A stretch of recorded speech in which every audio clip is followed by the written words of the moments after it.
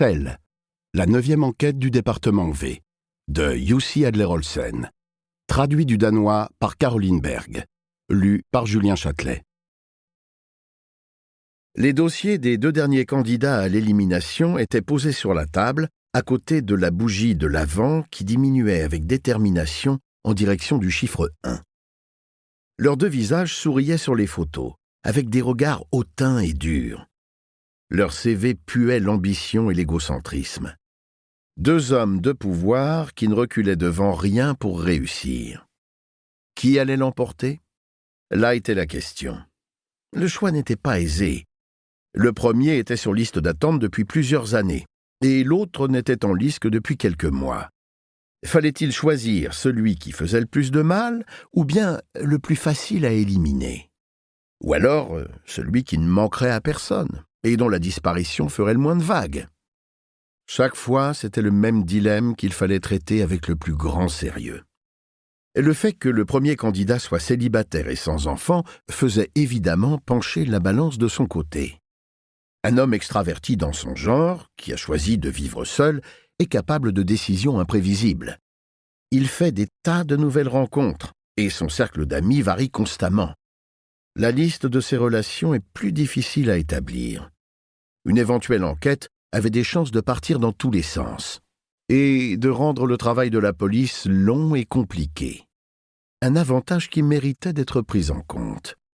Le deuxième candidat, marié pour la 2e fois, avait une famille dysfonctionnelle composée de membres très occupés chacun de leur côté. Qui pourrait affirmer avec certitude où il se trouvait et ce qu'il était en train de faire au moment où l'enlèvement aurait lieu? Le premier candidat risquait de mourir de mort naturelle avant son élimination, ce qui, en tout état de cause, n'était guère souhaitable. Mais il n'était pas en mauvaise santé, et il pouvait encore tenir le coup 1 an ou 2. L'autre avait donné récemment cette très gênante interview dans le journal, ce qui plaidait gravement contre lui. Alors, qui choisir?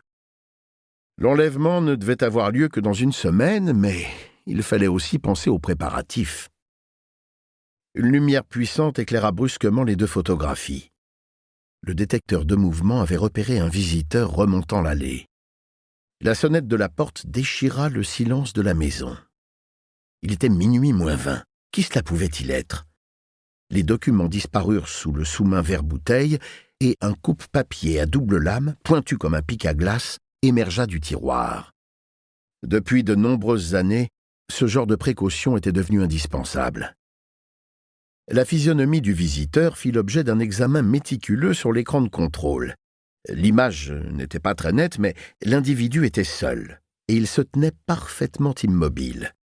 Aucun mouvement de tête ne trahissant l'impatience, aucune déambulation n'accusant l'ennui.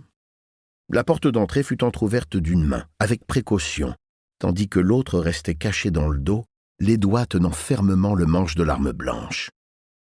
La personne qui s'avança dans la lumière du vestibule avait un visage familier. « Ah, Déborah, c'est toi! Pourquoi n'as-tu pas téléphoné avant de venir? Tu sais bien que je refuse de parler d'une exclue au téléphone. »« Exclue? C'est comme ça que tu dis? Il y a un moment qu'Eva n'est plus des nôtres, pourtant. Ça fait au moins 2 mois, non? » »« Exactement. Et il y a longtemps que ça lui pendait au nez. On va avoir des problèmes? Je ne lui fais pas entièrement confiance, c'est tout. On entend des choses. Elle sait ce qu'il en coûte de rompre le secret. Je pense qu'elle le sait, oui. » Déborah entra, arborant un visage serein pour étayer son propos. « Tant mieux, Déborah, tant mieux. Et avec sa remplaçante, comment ça se passe? » ?»« C'est une perle. Je l'ai appelée Ruth. Un joli nom biblique, je trouve. Mais son vrai nom, c'est Ragnhild. Ragnhild Bengtsen.